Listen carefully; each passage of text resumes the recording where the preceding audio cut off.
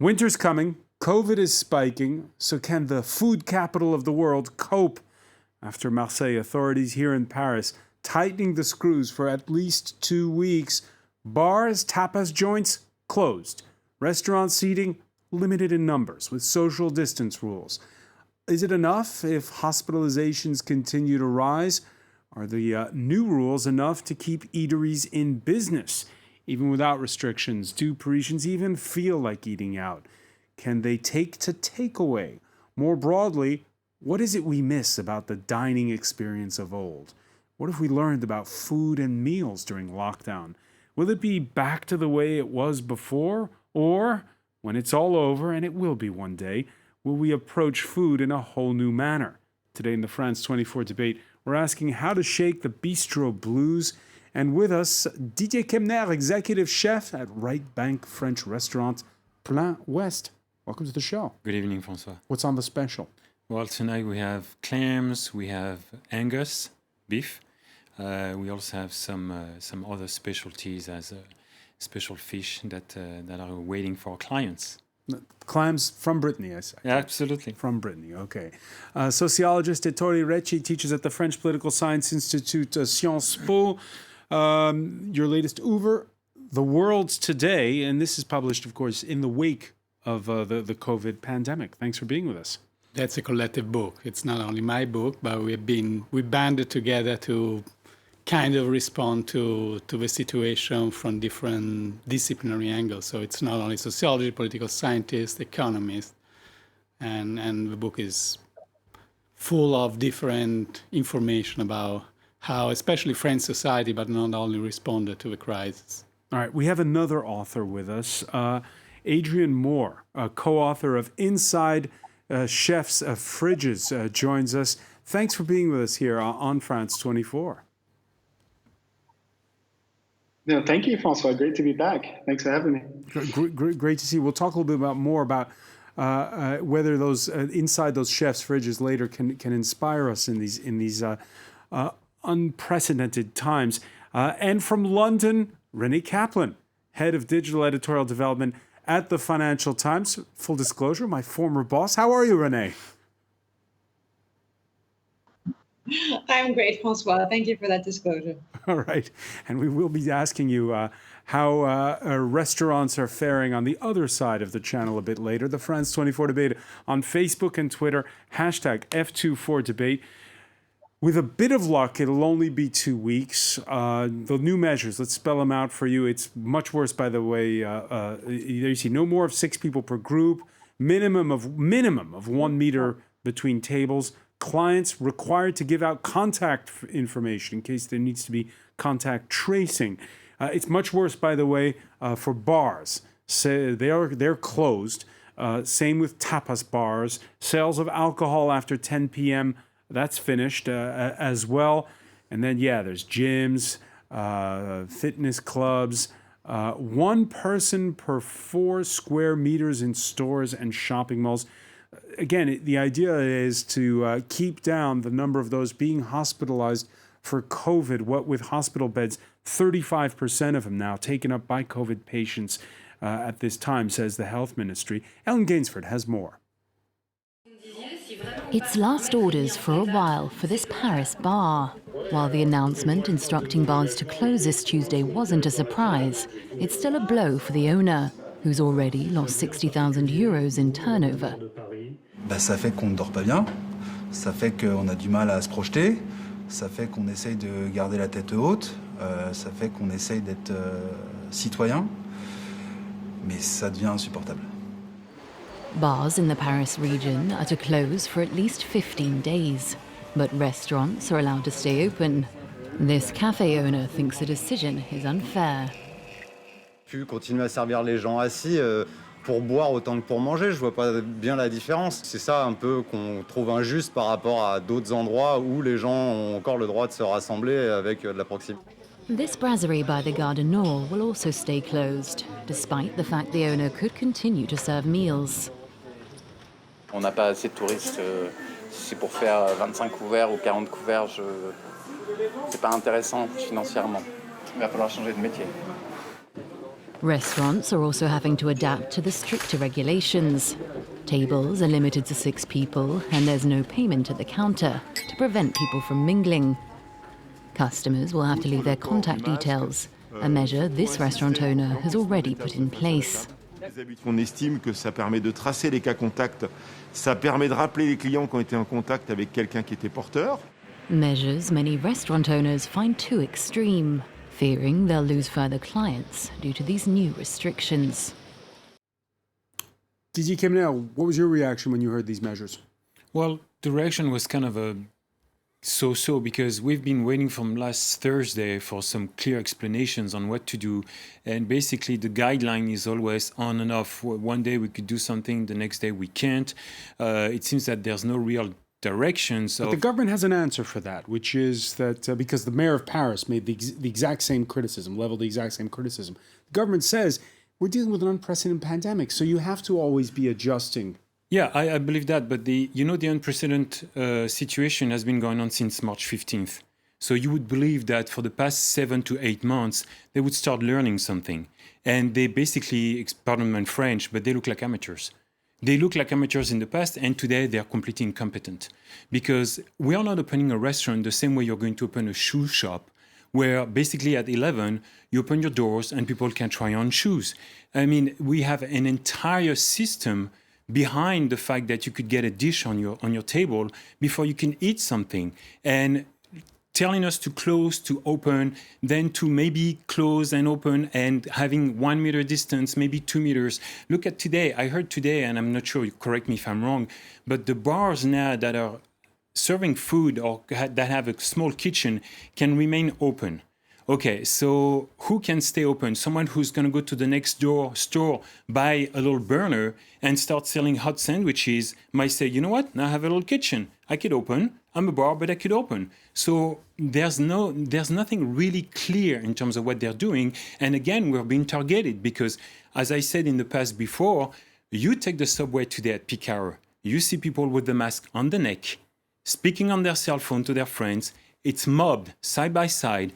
Don't tell me that these places cannot spread COVID. We might be able to spread it to a certain extent because people have to eat without a mask.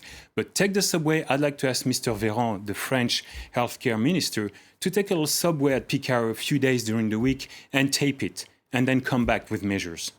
Ettore Recchi, your thoughts on the government's measures this week? Again, it's for 2 weeks in Paris, these more restrictive measures. The government is struggling and trying to navigate the dire straits of accommodating the economy and taking care of health. So it's a very difficult decisions. Overall, the lockdown has always been everywhere a reactive policy, is not the ideal policy. The countries that have been in a better position in fighting COVID, they rather use the stronger health system and tracing system rather than lockdown.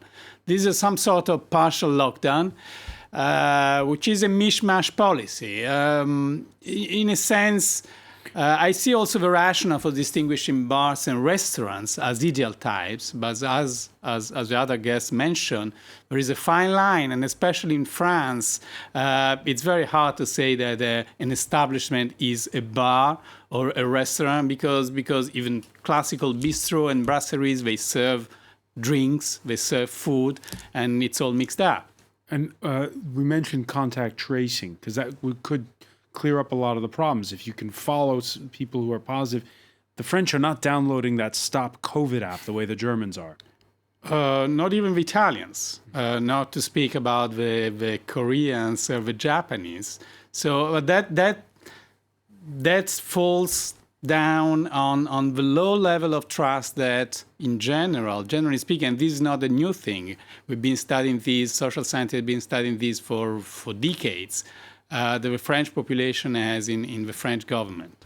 René Kaplan, your reaction to what you heard from Didier Kemner, his anger over the fact that there are mixed messages, he says, from authorities.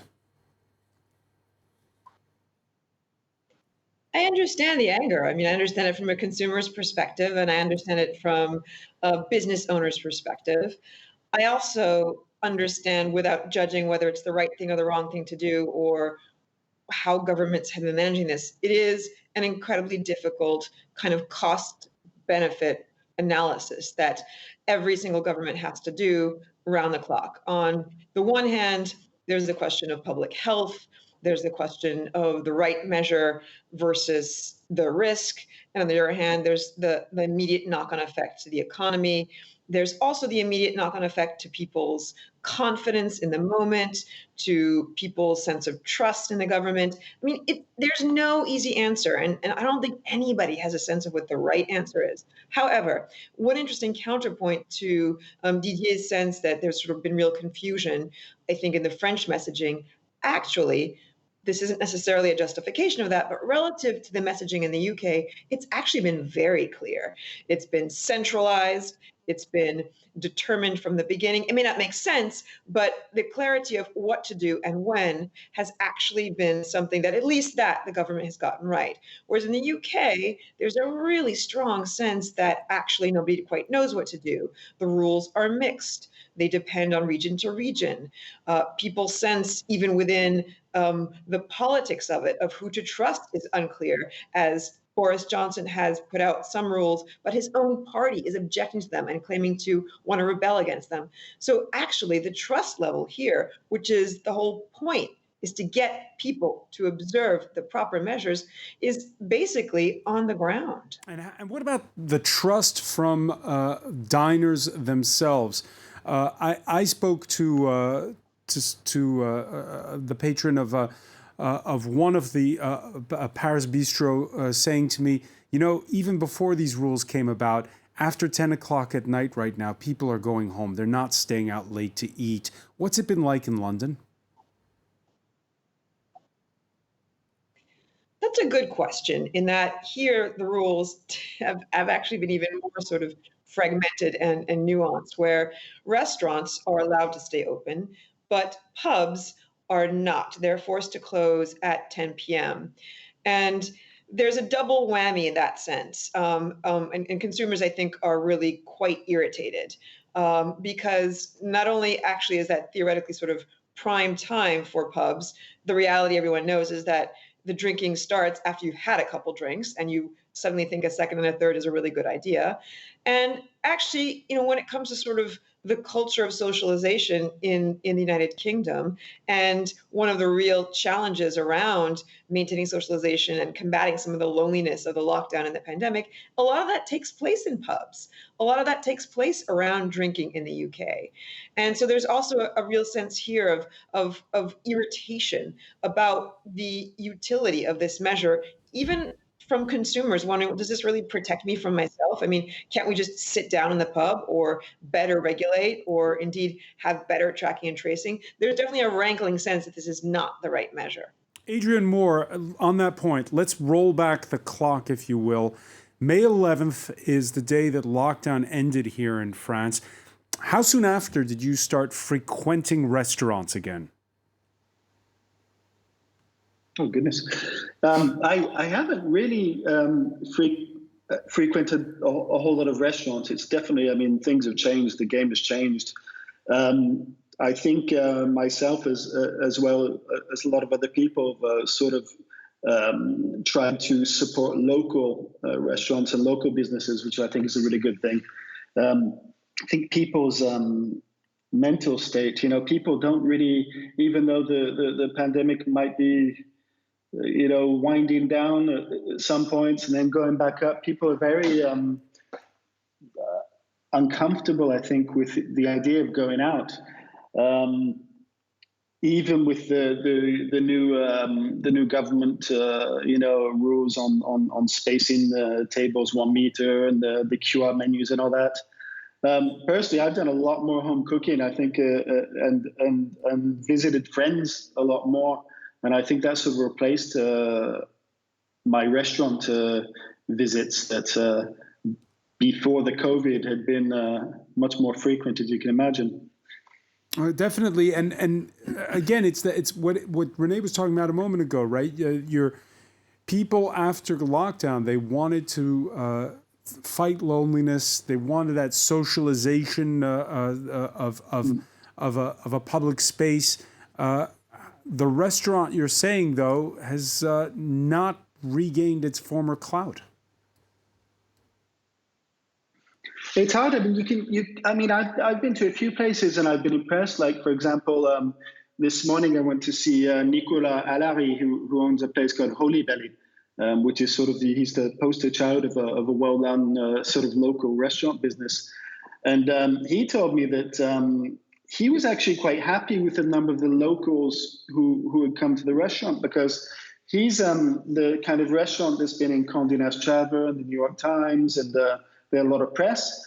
And they did rely on sort of gastro tourists for a lot of their business, and they lost about more than 40% of this business. But they were quite happy that the locals came in and filled that space. And even though they have to work a lot longer to sort of still make the same amount of money, if they do, the local people in the Canal Saint-Martin neighborhood and that area really came and supported them. Tori Reiki, this idea of the restaurant is something so essential for the French psyche and the Italian psyche as well, I should say. Well, one thing that we found, because I directed a periodical survey that we started at the beginning of a lockdown. We followed a representative sample of a French population over time, every other week. We found that people in Paris were particularly depressed. So there is some sense also of losing out the specificity of Parisian life, maybe more than elsewhere in France.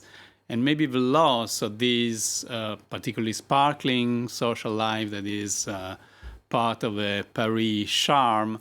Do they miss those tourists that Adrian Moore was talking about? Those gastro tourists who used to come from America, from China, elsewhere? That's maybe more a case for the chef and for the natives. Well, Adrian is right. I mean, it's a love and hate relationship with tourism, in any case, in France. When there are too many tourists in Paris, Parisians complain about it. And now that we don't have enough tourists, people are complaining about it. So, and Adrian's numbers are right. I mean, that's what we're facing. That's what we're seeing every day. It's funny to speak about the restaurant industry because no one needs to go to a restaurant. You don't need to go to a restaurant to stay alive, all right? But why you need it is what we're going to talk about when we come back. We're going to take a very quick break. Stay with us. You're watching the France 24 debate.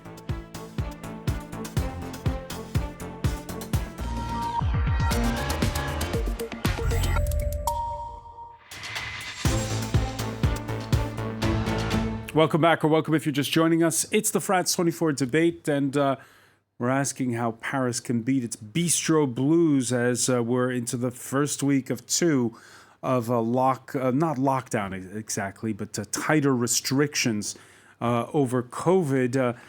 2 weeks and more if needed, it sounds like. We're with Didier Kemner, executive chef at Right Bank, a French restaurant, Plein Ouest, French cuisine with a Breton twist, right? Absolutely. All right. And we're also with sociologist Tori Reiki, who teaches at the French Political Science Institute, Sciences Po, and who participated in, directed this... one of the authors. One of the authors as well of The World Today, Social Sciences in Times of COVID. We're joined from Paris by Adrian Moore, co-author of Inside of Chefs' Fridges. We'll be asking to you more about that in a moment. And the Financial Times head of digital editorial development, Renee Kaplan, is with us from London. Renee, the week before lockdown, you wrote about the best restaurants in Paris for solo dining. And here's what you had to say about that. You said, when you've done negotiating or networking and cannot entertain any kind of conversation, you can focus on what Paris does best: spectacle. It's that sensuous combination of what can be exceptionally good food, chic locales, and ambiance that defines the best of a truly Parisian restaurant encounter.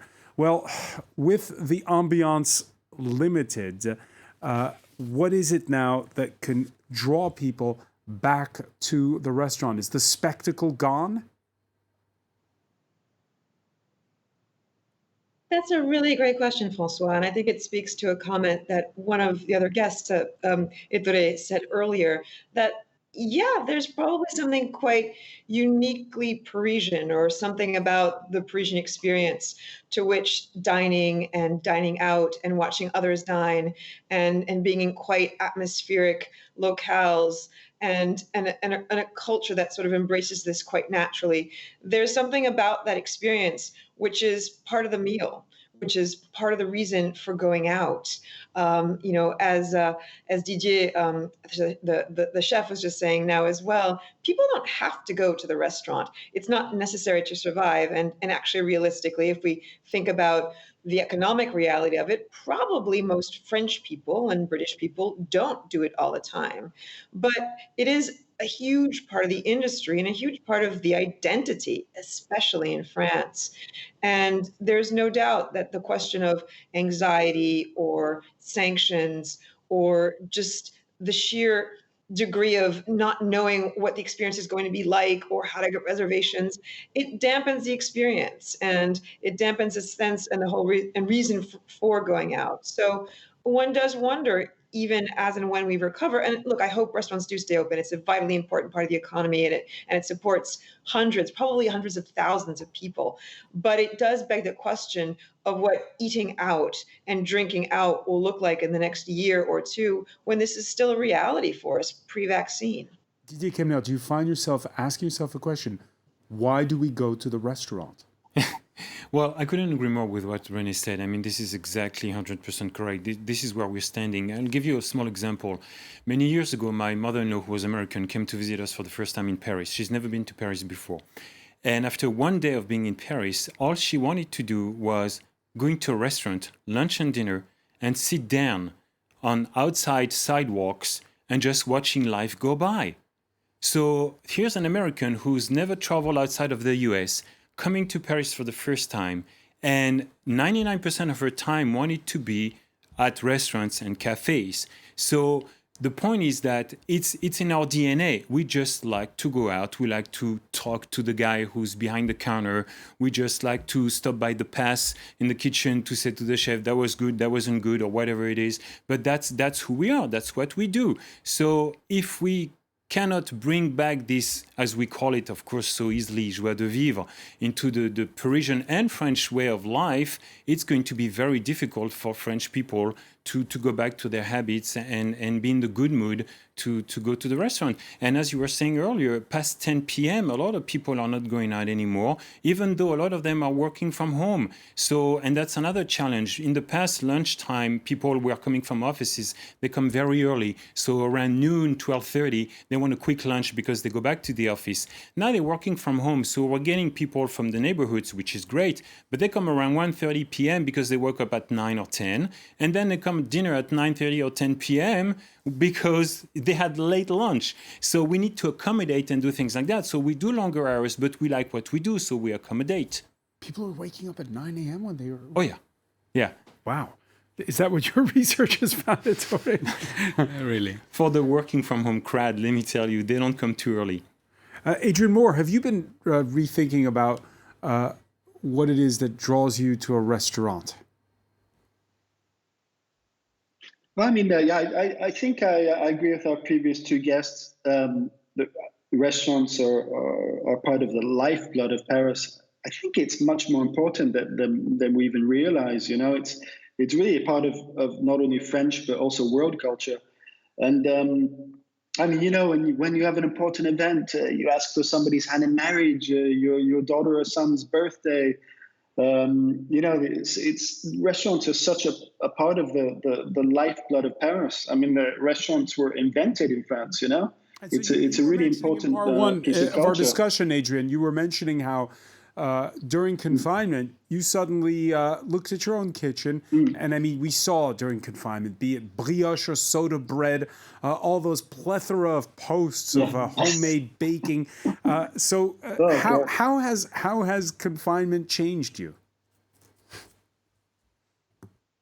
Well, I've been cooking a lot more, that's for sure. I mean, before, you know, I mean, as you know, my day job, when I'm not writing about, you know, books about chefs and things like that, I work as running the concierge desk at the Mandarin Oriental Palace. And obviously out of a job because there's no international tourists at the moment. I think my interest in food before was mostly restaurants and going out and being served and partaking in that experience. And now, I've been, of course, going a bit more to the market. I've got more time, cooking more, learning more things. Cooking with my daughter Chloe sometimes, doing dinner for her and her boyfriend. Going out to friends' places and cooking as well. It's become much more homey. And I think that's probably part of the reason why many people are they've sort of lost the taste of restaurants recently, because they've come in touch with a part of their lives in having more time, maybe working at home or not working at all, to be in touch with their own home sort of cooking lives, Has it reset? Let me turn to the sociologist in the room here, Tori Reiki.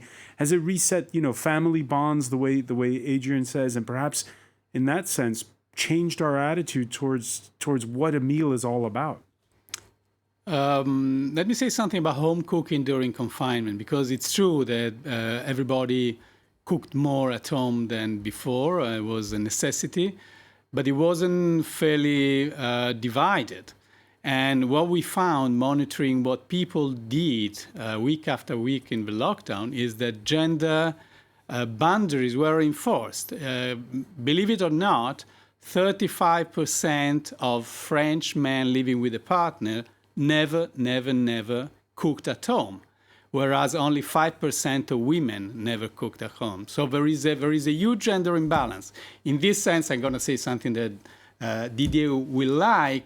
Going to a restaurant is gender equalizing experience. I want to also say something that Didier will not like. I think that, after all, governments must also engage with symbolic politics. And I think this idea of distancing further, of taking further precautions in restaurants, is a way of sending out a message. So after all, restaurants have not been closed down. And the message is, be cautious, be wary of the virus, because the virus is always around us. And I have colleagues who've complained, saying, in restaurants, there wasn't enough social distancing. Right, and I couldn't agree with you more. I mean, we've seen that many times. I mean, there are restaurants in our neighborhoods, and when I leave mine around 11:30 p.m. midnight, I could see there are still some clients in certain areas, and they're basically side by side, and they should have more spaces. And you're right, you're absolutely right. I think it's a question of communication. Some of the communication that we received from the government from day one wasn't clear enough. And I'll give you a quick example. Less than 2 weeks ago, the Prime Minister on national TV, who was tested positive for COVID, comes. Now, he tested negative, didn't he? No, or negative. But he said, the French journalist says to him, have you downloaded the Stop COVID application on your cell phone? And he said, no, I don't need it. Okay, how many millions have we spent At least on this he was application? honest. Yeah, he was honest. I mean, his honesty probably saves the day, but at the same time, how he doesn't take the subway. Yeah, and now we are looking at the restrictions and regulations and what we have to do to stay open for the industry. And they tell us that we should encourage people to download the application and things like that, which we do anyway. But where is the communication from the government? I mean, it's like swimming in shallow waters. Things are not clear. And when you have this kind of example, it doesn't sound right. Okay, so your customers who've been back after lockdown period, where they did their home cooking, do you sense that they have a different attitude towards what's in their plate? They do, and that's very interesting. That's what Adrian was saying. It's very intriguing, because you've noticed that since they spend more time cooking at home, they faced quite a few challenges. So when they come back to the restaurant, they are filled with questions. How do you do so? How do you cook this? How come when you go to a restaurant it tastes that way, and in my kitchen it doesn't? So it's kind of amusing, and it's fun at the same time. But it's also, if lockdown had a positive effect on the French attitude, I think that's what it is. People have become more aware of the fact that cooking is not always that easy, and now they have, I think, more of a desire of being able to criticize and appreciate good food. So I think from a chef point of view, it's nice, because they push you to another limit where you need to be even better than you were before, because since they cook at home and they experience more, now they have a better idea of what's being served in their dish. So you can't really try to hide anything. I mean, you have to be honest and do the things you know. All right, 2 questions for you, Renee. First one, what's your religion as head of digital editorial development when it comes to people posting their soda bread pictures on social media? I admit to having absolutely no professional view on that, but I do have a personal view is that, like everyone else during lockdown, I indulged in a lot of food porn. And I did, just for the sake of FOMO, fear of missing out, I did make bread at home once, and I did post that picture. But I wanted to add a couple of things around sort of both what Didier and Ettore were saying. I think that actually one of the aspects of dining out that, in fact, people probably missed most, arguably, without necessarily even being aware of it, is that service element, and is sort of the sheer pleasure of arriving somewhere and being hosted and being served. You know, we spent our weeks and our months in lockdown, for many of us, making 3 meals a day, 7 days a week, and as Ettore points out, many women, and oftentimes these were family with children, and that kind of infrastructure and work was enormous. And so to go back to the restaurant and to gain possibly a renewed kind of appreciation for the technicity and the quality and the cooking, as Didier points out, but also the experience that you're paying for, which is a lot more than the food. It is also a great setting. It's the details, it's the pleasure of other people, and it's the service. It's that quality of being served.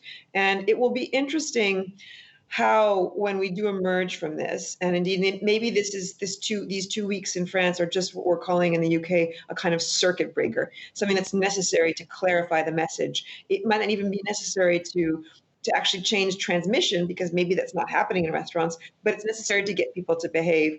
When we do come back, how will we sort of experience the pleasures of dining out differently? And I think we probably will. And on that point, you know, we've talked about how Paris is unique and how the French look at cuisine.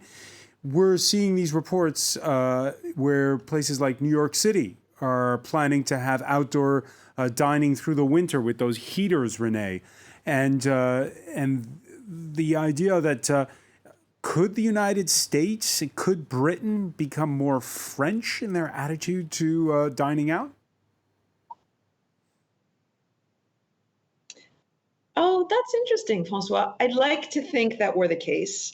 If I'm very honest, those are decisions that are policy decisions, I think, that are much more driven by economic survival and by the sheer desperation, to some extent, of finding measures that allows the government to save that economy. If you think about New York, and these are roughly speaking the numbers, they're not the exact numbers, but there's something like 30,000 restaurants in New York. And there's now speculation, there's modeling that up to 50% of those 30,000 restaurants won't open up again or will close definitively at some point throughout the pandemic. The sheer scale of that economic impact on the economy of the city is enormous. And so I think that the kinds of measures of dine outside, which indeed are fantastically European and above all Parisian, right? The American mother-in-law of Didier, who all she wanted to do was dine outside and watch people go by in Paris. The experience of being able to do that more broadly in New York, maybe that will create a new appreciation, and in fact something that can be preserved, and that will really kind of evolve the notion of the urban experience and the dining out experience. Right now, it's economically motivated. If later it actually kind of informs and changes the culture, and chances are it will, I think this is going to be the fascinating look back that we'll have to do after the pandemic to see how did it change us permanently and culturally. Permanently and culturally the world over, Adrian Moore? Well, it's a bit of a mixed bag, and I don't think everybody really knows which way it's going to be going. I mean, for example, I was going back and forth with René Redzepi, who's the 4-time winner of the best restaurant in the world at Noma in Copenhagen, and I was asking him because back a few weeks back they actually transformed into a wine bar and did a couple of burgers, and they sold 1,200 burgers the first day. But, it wasn't something where they really got their money back. It was something to sort of plug the gaps and keep his employees employed, Same thing in France. You had Septime a couple of weeks back who did a sort of a cheeseburger day with the Dumbo smash burger restaurant shop. Other people have been doing takeouts. A lot of restaurants, the takeout model just didn't work out. It wasn't viable for them most of the time because they couldn't take their product and translate it into something that was transportable and would still make them proud of what they created, which was the case with Holiday, for example. It's difficult to say, but I would say that for the immediate future, people are looking to feel safe and people are looking for things that are more simple and comforting for them. In terms of food, that's interesting. Didier Kim, now the question about the takeout mentioned there by Adrian. In the U.S., to make up some of the losses, a lot of the restaurants serving takeout seems to be working pretty well, according to some of the reports I've seen. Do the French take to takeout? No, the answer is no. I mean, when you lived in the US for many years, you see that takeout is a big part of the deal. In France, takeout is working for, I would say, specific cuisine. If you're doing Asian, if you're doing something that's going to be on and off. For real French traditional cuisine, I mean, I'll give you an example. Tonight we have ribeye steak, okay? It's 100% beef Angus from Brittany. You want yours medium rare. I'm going to prepare it for you. You're going to come home. How are you going to reheat it? You're going to put it in a microwave. You're going to put it in a saucepan. You're going to put it in the oven. Your medium rare steak is going to be, as we say in French, the sole of your shoe pretty soon, because there's no way you're going to have medium rare food on your dish. So things like that are complicated. We tried takeout in the beginning when we reopened on May, not on May, in June, and it didn't work out. And our competitors and friends on side streets did that too, traditional French cuisine restaurants, and it didn't work, to the point that their grocery shoppings by Friday from their producers, they were selling them at cost as if you were the market. You could buy veggies and fruits and what they had left over, because no one would do takeout. No one would do takeout. And you just heard Adrian mention it, Torereki, this idea that in these uncertain times, when we're all a bit anxious, people have a hankering for traditional dishes. Is that something you found in your research? Actually, we did inquire about tasters. What we see, I'm going to say something from a different study that I was involved in, is that French cuisine is less popular in the rest of Europe than it used to be, and other cuisine are picking up. Asian cuisine. Also Italian cuisine fares pretty well, better than French cuisine. Maybe why is that? That's serious. I can tell you the data. I can show you the data. I think French cuisine is a bit victim of its own success. So what René was saying before, French cuisine is not only the food in itself; it's the atmosphere of Parisian restaurants, and you can't export that easily. You're right. And I think also French cuisine for the past 10, 15 years has been so high in terms of standards that pretty much a lot of people, like, we're taking it easy in terms of, hey, you know what, we're number one in the world, we know better, we're the best people who know how to cook. So basically it's a given and tourists are going to come and that's the end of that. Well, now they realize that they need to reinvent the wheel because, as you were saying, Italian food and other cuisines are basically leading the game nowadays, which is good because we need to get our butt kicked once in a while to make sure that we know how to reinvent ourselves. It's a good point. I like that. And that brings us back to your book, Adrian Moore, Inside of Chefs' Fridges. Did you have a sense when you probed what was in there that some of them were resting on their laurels? Well, I don't know. I think we, myself and Kerry Solomon, my co-author, we tried to choose chefs who were interested on every level. Back to the conversation just a second ago, talking about French restaurants rest on the laurels. I'm not so sure about that goes through the whole universe of French restaurants, because in the last 5-7 years, there have been a lot of cross currents, a lot of cross pollination, a lot of young French chefs who have gone elsewhere and did other things. and a lot of foreign chefs who have come to France. And they've been mixing up a bit. So, I mean, I'd hesitate to, it's difficult to define exactly what is French cuisine, especially in the smaller bistros now. I mean, you get people like Tatiana Leva, who has a wonderful restaurant over towards the Canal Saint-Martin. She's Filipino.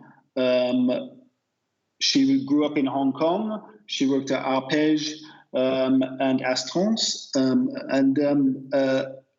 would call her a wonderful creative French bistro, you know.